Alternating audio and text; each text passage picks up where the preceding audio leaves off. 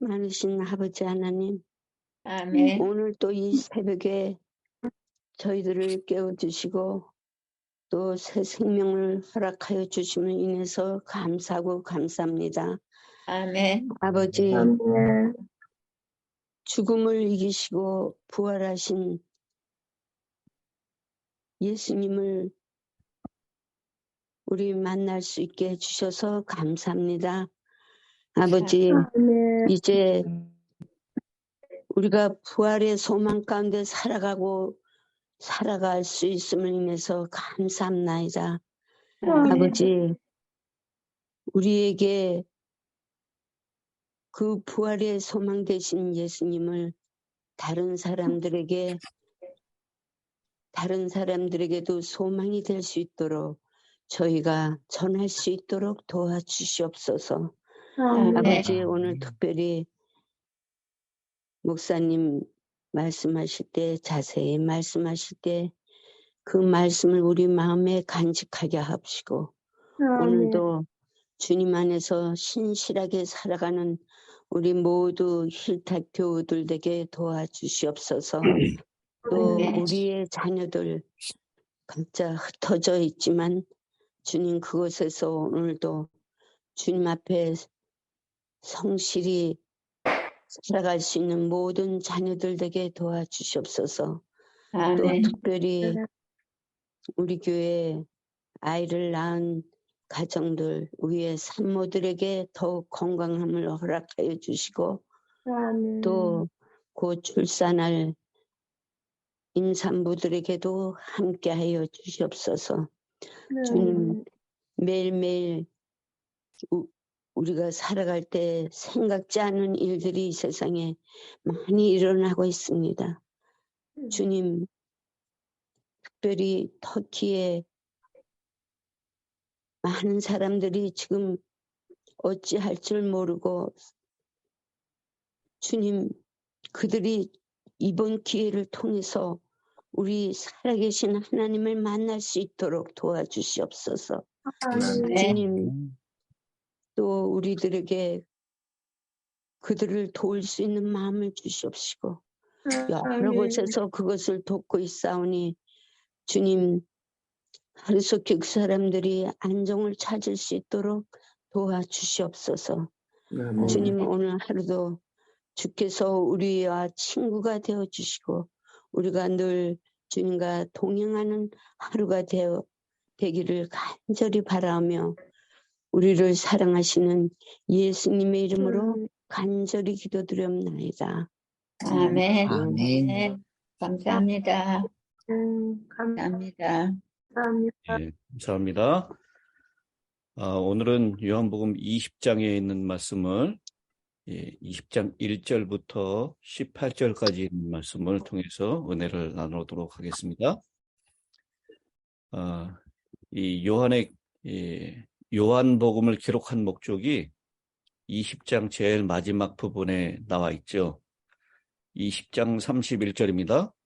오직 이것을 기록함은 너희로 예수께서 하나님의 아들 그리스도이심을 믿게 하려 하며 또 너희로 믿고 그 이름을 힘입어 생명을 얻게 하려 함이니라.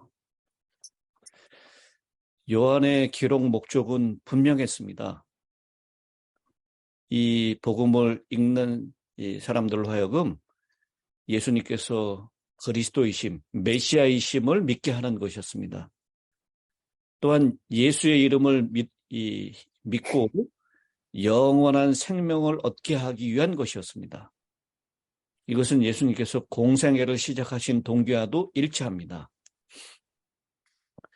오늘 본문은 공생애의 동기와 요한복음 기록 목적의 정점이 되는 사건을 배경으로 일어난 이야기입니다.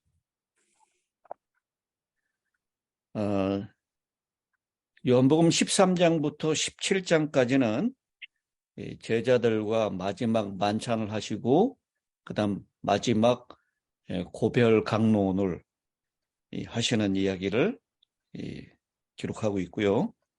18장과 19장은 고난당하시고 죽임당하시는 장면을 이야기했습니다. 이 이야기가 십자가상의 예수의 죽음으로 끝났다. 19장 30절에 다 이루었다라고 하는 선언으로 이 이야기가 끝났다라고 생각할 수도 있을 것입니다. 그러나 다 끝난 것이 아니라는 주장이 오늘 이 20장부터 있는 말씀입니다. 예수님께서 무덤에 머물러 계셨더라면 기독교는 없었을 것입니다. 진실로 그분의 부활이 제자들로 하여금 복음이 좋은 소식이라는 것을 알게 해 주었습니다. 20장은 예수님의 극히 중요한 부활과 그가 제자들에게 나타나심을 보고하고 있습니다. 자, 그러면 이제 예수님의 부활의 장면으로 우리가 함께 나아가려고 하는데요. 20장 1절은 이렇게 시작하고 있습니다. 안식 후 첫날, 일찍이 아직 어두울 때에 이 안식 후 첫날은 예수님께서 십자가에 죽으신 지 3일째 되는 날이었습니다.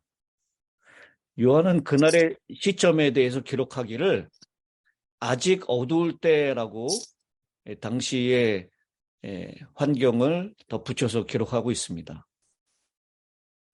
오늘 우리가 불렀던 찬미에 의하면 그때는 언제죠?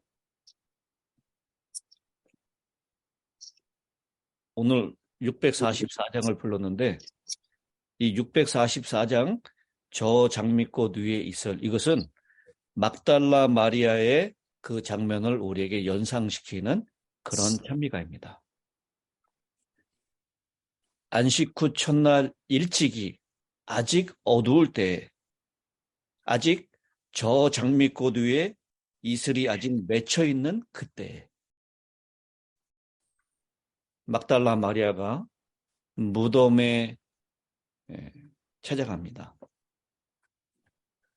무덤에 와서 돌이 무덤에서 옮겨진 것을 보고 시몬 베드로와 예수께서 사랑하시던 그 다른 제자에게 달려가서 말하되 사람들이 주님을 무덤에서 가져다가 어디 두었는지 우리가 알지 못하겠다 하니 여기 이 아직 어두울 때라고 말씀하시는 이 당시의 시간적인 배경은요, 실제로 해가 뜨기 전에 가장 캄캄했던 때였음을 얘기하는 동시에 뿐만 아니라 성경에 있는 밝은 빛이 드러나지 아니한 영적으로 캄캄한 상태를 의미하기도 합니다. 요한복음 1장 5절에 빛이 어두움에 비치되 어두움이 깨닫지 못하더라라고 말씀하셨는데요. 여기에 어둠은 죄악된 세상의 은유적인 표현입니다. 빛으로 오신 예수님을 받아들이지 못하는 세상의 상태를 말하고 있는 것입니다. 요한은 아직 어두운 때라는 표현을 통해서 해가 뜨기 전에 시간적인 배경 이상의 의미를 전달하고자 한 것이었습니다. 그는 아직까지 부활의 신비가 세상에 밝히 드러나지 않았음을 말하고 있는 것이고요. 성경에 말씀하셨고 예수님께서 거듭거듭 말씀하셨지만 이 부활이라고 하는 이 성경의 진리가 아직 제자들의 마음 가운데에도 깨달아지지 못하는 그런 영적인 어두운 상태를 얘기하고 있는 것입니다. 막달라 마리아는 안식 후 첫날 어두움이 채 가시기 전에 예수님의 시신이 안장된 무덤을 찾아갔습니다. 무덤에 도착하자마자 입구를 막고 있어야 할 큰 바위가 옮겨진 사실을 알게 되었습니다. 곧장 제자들에게 달려가 시신이 없어진 사실을 전달했습니다. 그녀는 누군가가 예수님의 시신을 훔쳐간 것이라고 생각했습니다. 그런데요, 여기 사용된 말들을 우리가 좀 자세히 살펴볼 필요가 있습니다.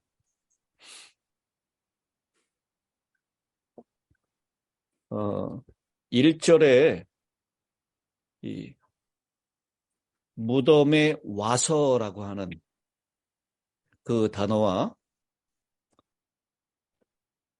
돌이 무덤에서 옮겨진 것을 보고 와서 보고라고 하는 이 표현은 현재 능동태 3인칭 단수형으로 표현됐습니다.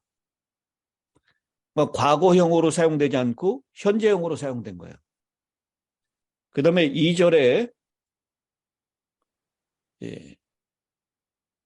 다른 제자에게 달려가서 말하되라고 할 때 그 달려갔다라고 하는 그 이 단어와 가서라고 하는 단어, 그것이 역시 현재형으로 기록된 달려갔었다, 달렸다, 갔었다라고 과거형으로 표현되지 않고 현재형 동사로 표현되고 있습니다. 이 공관복음서 마태, 마가, 누가에서는요, 모두 이 동사들을 과거형으로 기록했습니다. 그런데 요한은 현재형으로 기록하고 있는 것은 부활의 현장에서 있었던 요한이 직접 보고 들었던 생생한 기억들을 독자들에게 전달하기 위한 것이었습니다. 또한 주님의 부활이 과거의 한 사건으로만 기록될 것이 아니라 오늘날 이 시대를 살아가는 우리 모두에게 늘 현재형으로 나타나야 할 사건임을 나타내기 위한 것이었습니다. 그래서 여기 이 무덤에 왔었고 옮겨진 것을 보았고 이렇게 표현하지 않고 와서 보고 가서 달려가서 달려가서라고 하는 현재형 동사들을 사용함으로 이 부활의 장면을 생생하게, 그리고 과거의 한 사건이 아니라 오늘 우리에게도 늘 현재형으로 나타나야 될 사건임을 이 요한은 의도적으로 표현하고 있는 것입니다. 무덤 문이 열렸다라는 소식을 듣고요, 베드로와 그 다른 제자 무덤으로 달려갑니다. 그 다른 제자는 요한이라고 우리가 알고 있죠. 그 다른 제자가 베드로보다 더 빨리 달려가서 먼저 무덤에 이르렀습니다.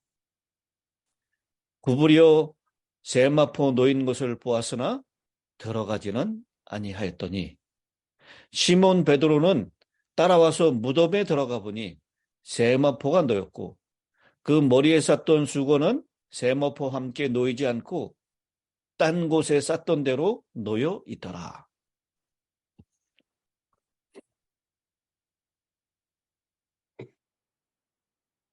여기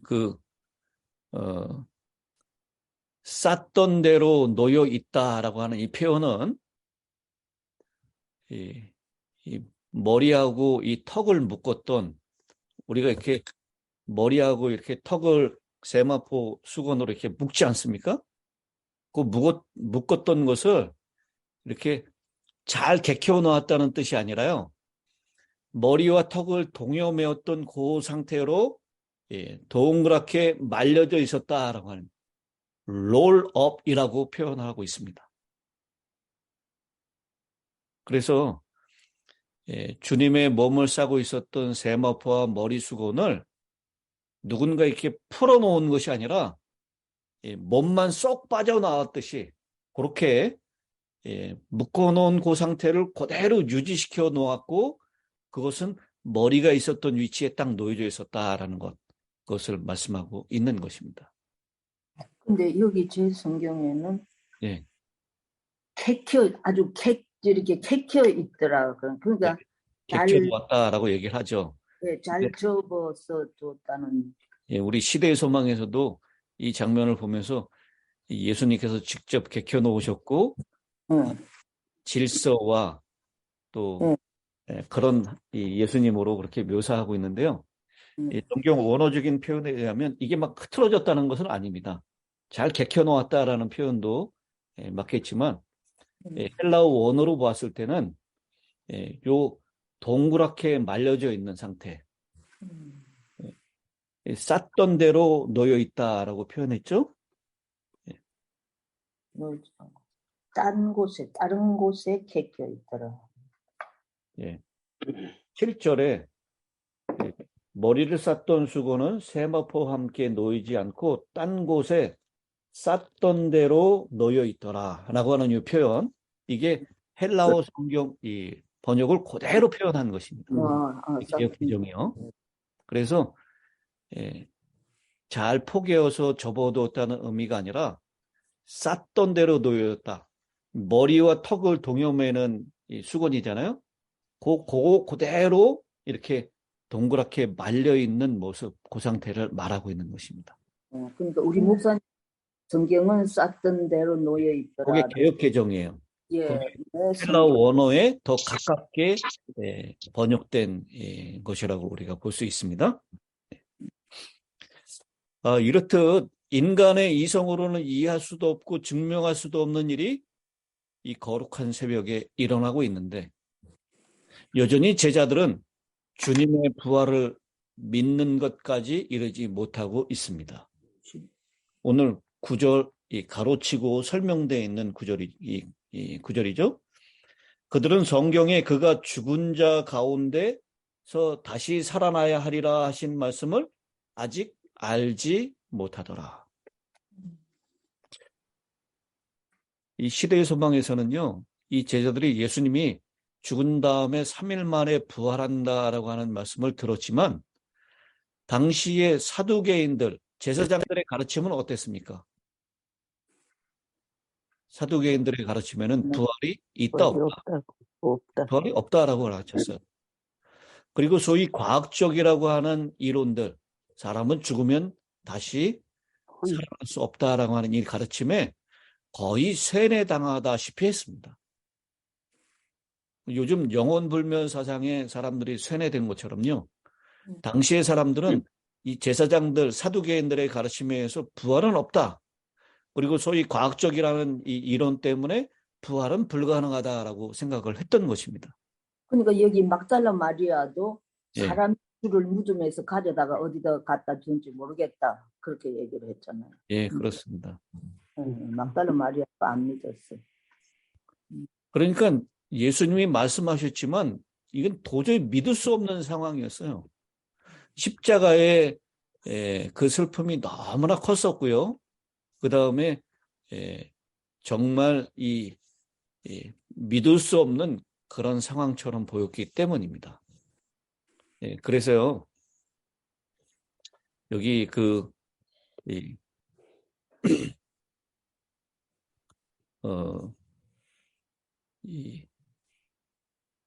오늘 이 본문에서 알지 못하였다라는 표현이 반복해서 나옵니다.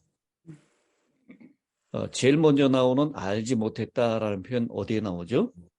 2절에. 네, 2절에 우리가 알지 못하겠다라고 그렇게 표현하고 있고요. 또 어디에 나옵니까? 9절. 알지 못하더라. 예, 9절에 아직 알지 못하더라라는 표현이 나오고요. 그 다음 또 어디 나오죠? 13절에 내가 알지 못함이니이다. 14절에 예수이신 줄은 알지 못하더라. 그래서 여기 알지 못하더라라고 하는 표현이 반복돼서 나타나고 있습니다. 4번이나 반복돼서 나오는데요. 이 말씀은 정말 알지 못하는 것입니다. 이 부활은 사람들의 이성과 사람들의 생각으로는 전혀 알지 못하는 그런 상태입니다. 어떻게 그것을 깨닫고 이해할 수가 있겠습니까? 세상에 사람이 죽었다가 다시 살아나다니 정말 알 수 없는 일입니다. 그래서 오늘 이 본문에서는 알지 못함이라 내가 알지 못합니다라고 하는 말씀을 계속해서 반복하고 있는 것입니다. 저는 오늘 시대의 소망에 있는 말씀 가운데 제 81장 주께서 살아나시고라고 하는 그 장면을 여러분들에게 좀 읽어드리고 싶습니다. 이것보다 더 정확하게 표현한, 그리고 확실하게, 그리고 장엄하게 표현한 구조는 없다라고 생각을 합니다. 우리 영문 페이지로 779페이지 있는 말씀부터 읽습니다. 주일 중 첫날 밤은 서서히 지나가고 있었다. 동이특이 바로 직전 가장 어두운 시간이 되었다. 그리스도께서는 아직도 좁은 무덤 속에 갇혀 계셨다. 큰 돌은 제자리에 놓여 있었고 로마의 인은 떼어지지 않은 채 그 자리에 있었다. 로마의 군인들은 계속해서 파수를 보고 있었다. 그리고 눈에 보이지 않는 감시자들도 그곳에 있었다. 악한 천사들의 무리가 그 주위에 모여 있었다. 만일 저들이 할 수만 있었다면 흑암의 왕과 반역한 천사들은 하나님의 아들이 갇혀있는 무덤을 영원히 임봉한 채로 보존했을 것이다. 그러나 하늘 군대는 무덤을 둘러쌌으며 탁월한 힘을 가진 천사들이 무덤을 지키고 있었다. 그들은 생명의 왕을 환영하기 위하여 기다리고 있었다.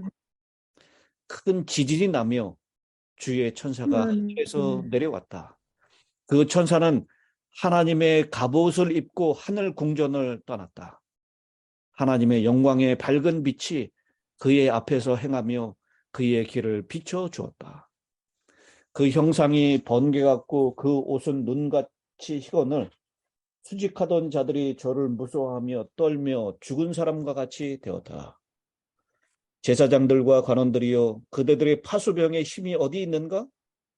일찍이 인간의 능력을 두려워 본 일이 없는 용감한 군사들도 이제 칼과 창을 빼앗긴 포로들과 같이 되었다. 저희가 쳐다본 얼굴은 이 세상의 어떤 용사의 얼굴이 아니요 가장 강한 주님의 군사의 얼굴이었다. 이 사자는 타락한 사단의 자리를 대신한 천사였다. 우리 그 천사 이름을 알고 있죠? 네, 가브리엘 천사입니다. 이 천사가 베들레헴 들에서 그리스도의 탄생을 선포한 바로 그 천사였다. 그가 가까이 이를 때 땅이 진동했고 흑암의 군대들은 다 달아났다. 그가 무덤에서 돌을 굴려버릴 때 하늘이 땅에 내려오는 것 같았다. 군사들은 그가 큰 돌을, 조약돌을 굴리듯이 옮기는 것을 보았고 그가 또 큰 소리로 하나님의 아들이여 나아오소서, 당신의 아버지께서 부르십니다라고 부르짖는 음성을 들었다. 그들은 예수께서 무덤에서 나오시는 것을 보았고 또 갈라진 무덤을 향하여 나는 부활이요 생명이라고 선언하시는 그분의 음성을 들었다. 예수께서 위엄과 영광을 입으시고 무덤에서 나오실 때 천사의 무리는 구주의 앞에서 허리를 굽혀 그분에게 존경을 표하고 찬송의 노래로 그분을 환영하였다. 아멘. 하나의 지진이 그리스도께서 목숨을 거두신 시간을 알렸고 예수님 십자가에 달려 돌아가실 때 지진이 일어나셨죠. 다른 지진은 그분이 개가를 부르며 생명을 찾으신 순간을 알려주었다. 사망과 무덤을 정복하신 그분은 땅이 비틀거리고 번개가 번쩍이며 우레와 내성이 치는 가운데 당당한 발걸음으로 무덤에서 나오셨다. 예수께서 세상에 오실 때에는 땅만 아니라 하늘도 진동할 것이다. 땅이 취한 자처럼 비틀비틀하며 침망처럼 흔들리겠고 하늘이 두루마리같이 말리고 체질이 뜨거운 불에 풀어지고 땅과 그 중에 있는 모든 일이 드러나리로다. 그러나 나 여호와는 내 백성의 피난처 이스라엘 자손의 산성이 되리로다. 아멘. 여러분, 이 예수님의 이 무덤에서 부활하시는 장면을 이것보다 장엄하고 이것보다 확실하게 표현한 글이 어디 있겠습니까? 아멘. 군사들은 예수께서 운명하실 때 대낮에 땅이 어둠으로 덮이는 것을 보았고 부활하실 때에는 밤을 비추는 천사들의 광명을 보았다. 그들은 하늘 거민들이 당신은 사단과 어둠의 권세를 정복하셨도다. 당신은 승리로 죽임을 상기셨도다 하고 큰 기쁨과 승리로 노래하는 것을 들었다. 로마의 파수꾼들은 그리스도께서 영광을 입으시고 무덤에서 나오시는 것을 바라보았다. 저들의 시선은 저희가 최근에 조롱하고 비웃던 그분의 얼굴에 집중되었다. 그들은 이 영광을 입으신 분에게서 저희가 재판정에서 가시관을 엮어 씌웠던 그 죄수를 보았다. 이분이 바로 잔인하게 채찍에 맞으셔서 만신창이가 되신 모습으로 빌라도와 헤롯의 앞에 서서 아무 저항도 하지 않으셨던 분이었다.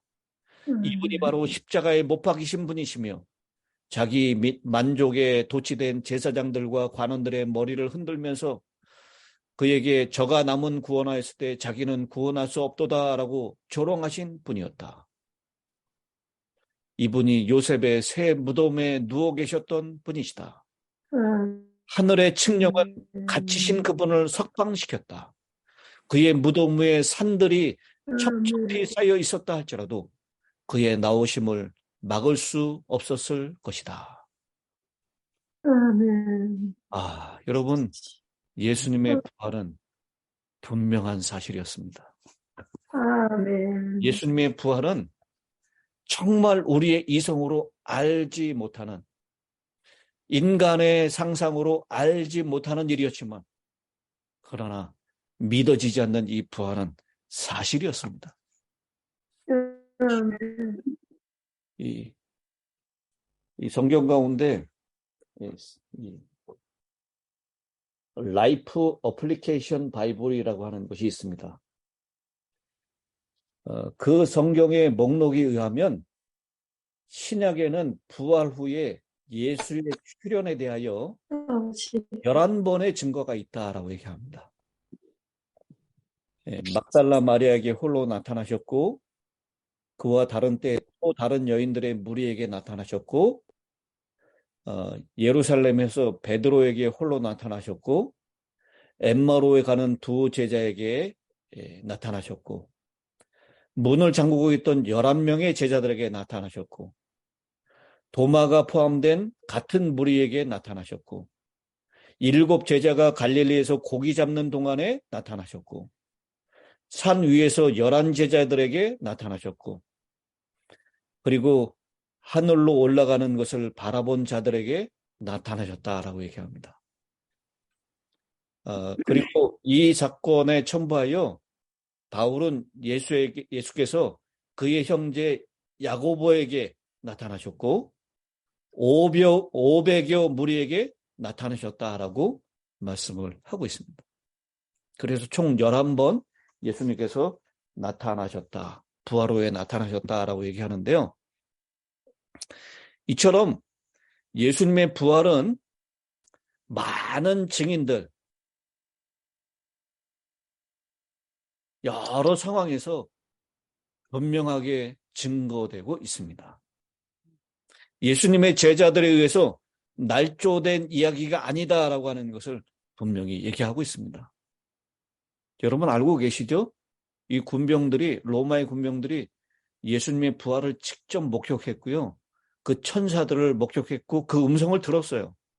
그래서 거의 기절한 것처럼 누워있다가 겨우 비틀거리는 걸음걸이로 이것을 보고하기 위해서 빌라도에게 찾아가는데 그 정보를 입수하고 빌라도에게 가는 그 제자들을, 이 군병들을 누구에게 데리고 오죠? 대제사장들에게 데리고 옵니다. 그리고 돈으로 매수를 해요. 절대로 이 부활한 사건을 다른 데 가서 말하지 못하게 합니다. 그리고 뭐라고 얘기하라고 그러죠? 제자들이 훔쳐갔다고. 자기들이 뭐 하는 동안에? 자는 동안에. 이 로마의 군사들이 보초를 못 쓰고 잠들었다는 것은요, 어떻게 될 수도 있는 이야기예요? 사형감이에요. 그 보초 서는 직무를 다 하지 못했기 때문에, 더군다나 이 빌라도도 그렇고 이 대제사장도 단단히 일러뒀어요. 사흘 동안은 무슨 일이 있어도 꼭 지켜야 된다고. 예수의 제자들이 훔쳐가서 부활했다고 거짓 소문을 펼칠까 봐요. 근데도 돈에 매수되고 그 양심에 팔린 이 군사들이 이 자신들이 자는 동안에 예수의 제자들이 훔쳐갔다라고 거짓 증언을 바랍니다. 그리고 이 제사장들은 빌라도를 또한 설득시켜서 그들이 자는 죄를, 사형감에 해당되는 죄를 덮어두도록 설득을 합니다. 그래서 예수님의 부활은 철저하게 날조되었지만 이 부활의 증거를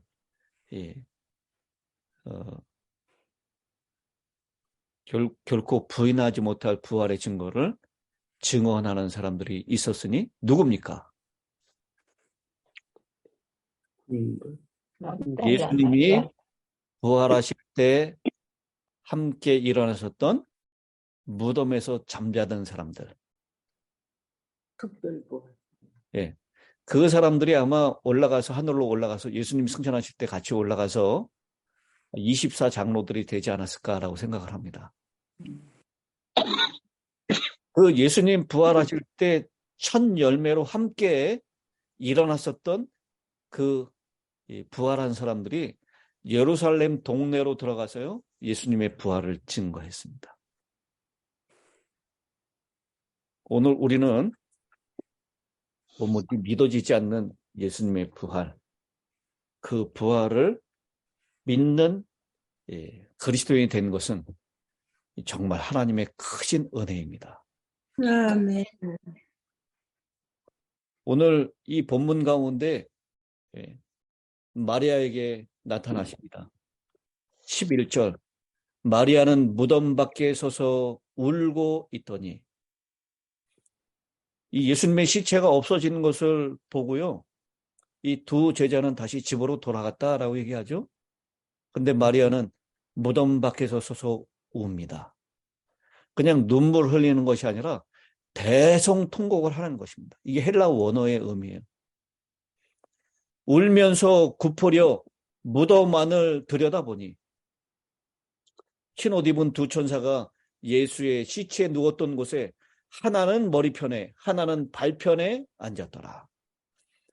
여러분, 이 장면은 바로 이 지성소에서 예수님의 스랍, 이 천사가 서로 마주하고 서 있는 그런 모습을 보고 있지 않습니까? 천사들이 이르되 여자여 어찌하여 우느냐? 이르되 사람들이 내 주님을 옮겨다가 어디 두었는지 내가 알지 못함이니이다. 이 말을 하고 뒤로 돌이켜 예수께서 서 계신 것을 보았으나 예수이신 줄 알지 못하더라. 예수께서 이르시되 여자여 어찌하여 울며 누구를 찾느냐 하시니 마리아는 그가 동산직일 줄 알고 이르되 주여 당신이 옮겼거든 어디 두었는지 내게 이르소서. 그리하면 내가 가져가리이다. 이 막달라 마리아는요, 이 요셉의 무덤이 너무 귀한 무덤이고 비싼 무덤이었어요. 새 무덤이었습니다.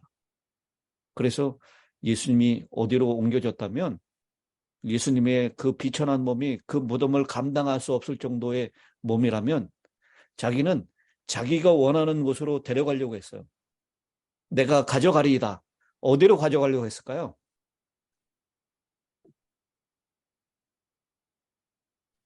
여러분, 시대의 소망은 이 마리아가 어디로 가져가려고 했는지를 얘기하고 있어요. 마리아에게는 비어있는 무덤이 또 하나 있었죠. 누구의 믿음이죠? 나사로. 여기 오빠 나사로가 부활했잖아요. 나사로의 그 빈 무덤으로 예수님을 옮기려고 했다라고 얘기하고 있어요. 예수께서 마리아야 하시거나 마리아가 돌이켜 시브리 말로 라보니 하시니 이는 선생님이라는 말이야. 여러분, 동산직인 줄 알았는데 여자여라고 하는 그 음성에 그냥 동산직인 줄 알았었던 이 마리아. 근데 마리아라고 자신의 이름을 불러줍니다. 여러분, 동산직이라면 마리아를 어떻게 이름을 알았겠어요? 그러나 예수님은 마리아인 줄 아셨습니다. 그리고 마리아의 이름을 불러주십니다. 그때 이 마리아는 예수님의 음색을 알아듣습니다. 선생님이여라고 얘기를 합니다. 그리고 다시는 떨어지지 않을 듯이 예수님을 꽉 붙잡았을 거예요. 예수께서 이르시되 나를 붙들지 말라. 내가 아직 아버지께로 올라가지 아니하였노라. 너는 내 형제들에게 가서 이르되 내가 내 아버지 곧 너희 아버지 내 하나님 곧 너희 하나님께로 올라간다 하라 하시니 막달라 마리아가 가서 제자들에게 내가 주를 보았다 하고 또 주께서 자기에게 이렇게 말씀하셨다 이러니라. 그렇습니다. 여기 통곡하면서 대성통곡하고 있었던 이 마리아는 기쁨을 주체할 수 없이 다시 헤어질 수 없다는 일념으로 예수님을 꼭 붙잡았을 것입니다. 그런데 주님께서는 이 마리아에게 자신이 부활하여 승천한다라는 것, 그리고 부활의 증인으로서의 사명을 감당하도록 마리아를 보내고 있는 장면을 여기 말씀하고 있습니다. 여기 그렇게 말씀하시죠? 밤 깊도록, 우리 644장입니다. 밤 깊도록 동산 안에 주와 같이 있으려 하나 슬픈 세상에 할 일 많아서 날 가라 명하신다. 예수를 잃어버리고 캄캄함 가운데 여전히 빠져있는 이 슬픈 세상, 그 세상을 향하여 부활을 증거하도록 나를 가라고 명하신다라고 말씀하고 있습니다.